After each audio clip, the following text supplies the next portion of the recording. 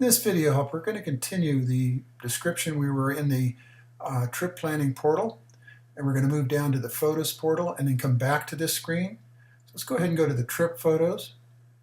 And the way that this works when we're in the trip photos is that any record that you created in the trip planner needs to be there first, and also the trip planner portal needs to have the information before you can add photos. Now in this case, we're at Meteor Crater, but you'll see when I drop down that the Meteor Crater now says something different. So if I add it in here, it's going to add that photograph to that particular record. Now, what happens here is that you can click on this right here and say Insert Picture, and this is an individual picture record. So as you're adding it, you go ahead and add a picture in this record. Then as you move to the next record, go to the next record, you'll see that there's another picture in here of the crater. So I'm going to go ahead and click on the drop down here, and I'm going to pick the AZ crater again. And it's going to go ahead and I can edit my notes about this specific picture down here for picture comments about this photo. I'm going to move again to the next record. And in the case of this one, we still have another record. Now what you're going to be doing is adding photos along the way as you're going through the state park. And as you want to add new photos, you have already created the record in the other side of the app in the portal. So what you're doing now is you're just adding individual pictures that are going into that particular stop along the way photo archive. Now that we've got our 3 or 4 pictures, let's make sure there's no more in there that we want to put in. Let's say next record.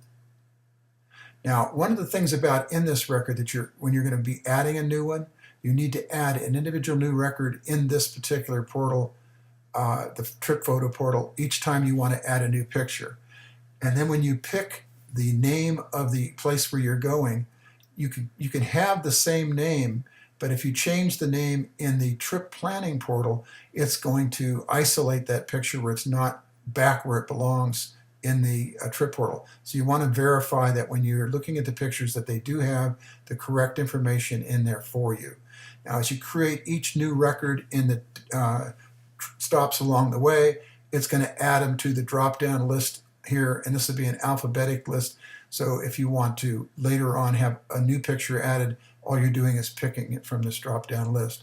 Now if you type the first few characters of this drop-down list, it will offer you the ability to pick those that are, like if I put in MET, everything that had MET in it would be dropped down, and I could see which things in the list, in the drop-down list that had MET in it. Now you do not want to repeat the exact same thing for another record in the trip planning portal.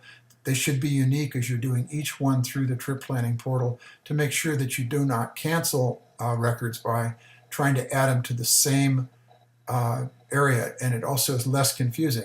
If you had 2 items named exactly the same, you're not going to be sure which stop along the way that was. So you should only create one record for one stop along the way.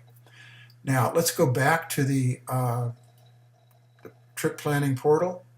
And as you'll see right now, the pictures and the narrative have been added to that particular record where we had the Meteor Crater Park. And as you go down, you can scroll down and you can have as many images as you want within this record. You can see a blank one which is waiting for the next one to be put in. So you can have 1 to 1,000 if you wanted to for pictures of each location you're going to. And within the portal record for this screen, when you click on that portal record, it'll go to the picture to which you actually were looking at on that row, so you can view that particular picture. And on this screen, there is the next place we're going to be going to look, which is the trip photos list view. In the next video, we'll be covering that. But for this list view, you want to make sure that you go ahead and use the do action and say show list view to go to the list view for the particular screen that you're on. Okay, let's go ahead and conclude this. If you have any questions, you can always contact me on the support site.